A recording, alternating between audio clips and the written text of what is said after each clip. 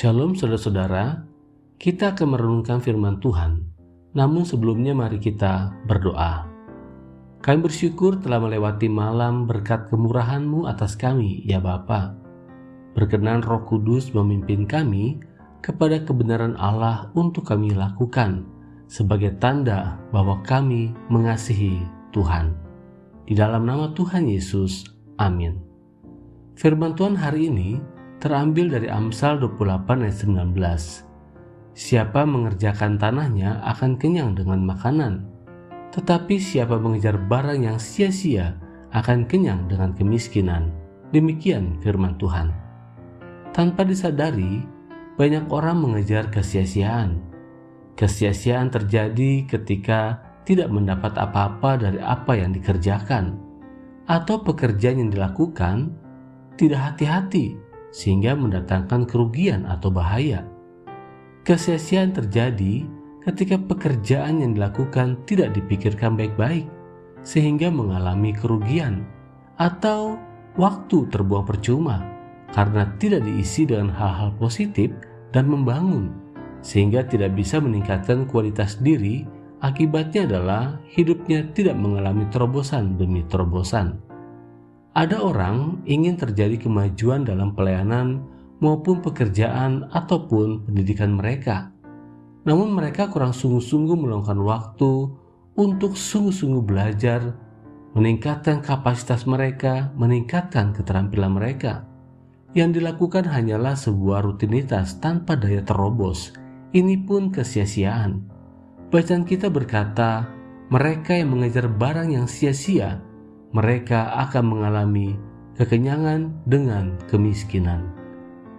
Terdapat fenomenal orang Kristen yang berdoa seperti ini. Ya Tuhan, tolong bayarkan hutang saya.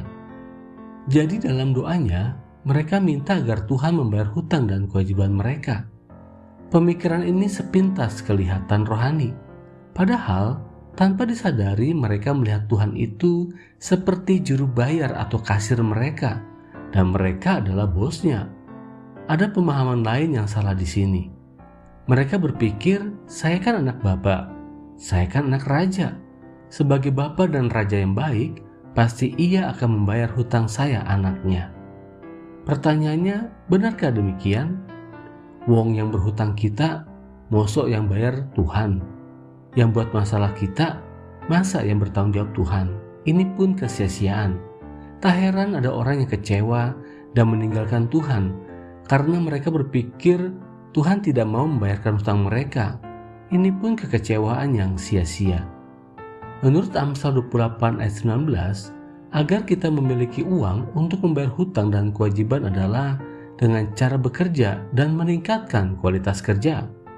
Rasul Paulus mengatakan dalam 1 Tesalonika 4 ayat 11, dan anggaplah sebagai suatu kehormatan untuk hidup tenang, untuk mengurus persoalan-persoalan sendiri, dan bekerja dengan tangan, seperti yang telah kami pesankan kepadamu. Jadi, berdoa memohon agar Tuhan membayar hutang mereka adalah kesia-siaan. Yang benar adalah kita memohon kepada Tuhan untuk menyertai dan memberkati apa yang kita kerjakan dan perjuangkan untuk kita dapat membayar hutang dan kewajiban kita. Fenomena lainnya sehubungan dengan nas kita adalah ada orang Kristen yang rajin berdoa dan bekerja. Akan tetapi mereka mengabaikan tuntutan tubuhnya untuk beristirahat. Memang penghasilan yang diperoleh cukup fantastis. Akan tetapi tidak bisa dinikmati bersama keluarga karena ia mengidap penyakit yang cukup serius. Ini pun kesia-siaan. Jadi saudaraku, waspadalah dengan apa yang sedang kita kejar. Kita boleh mengejar berkat, tapi jangan lupa mengejar Tuhan. Seperti layaknya seorang anak bermain sambil berlari mengejar ayahnya. Demikian pula Anda mengejar Tuhan, maka Tuhan akan menangkap Anda untuk mengangkat Anda, diletakkan di atas bahunya. Tuhan akan memberi Anda senyuman dan mendukung Anda sebagai orang yang bertanggung jawab. Kita berdoa.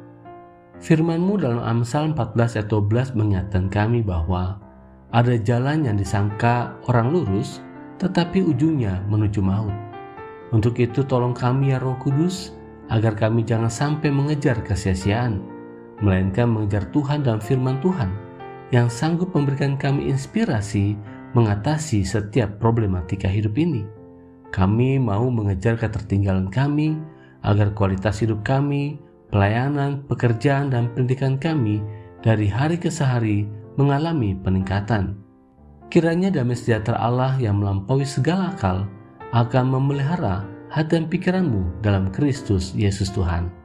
Amin. Selamat bekerja, selamat berjuang, Shalom.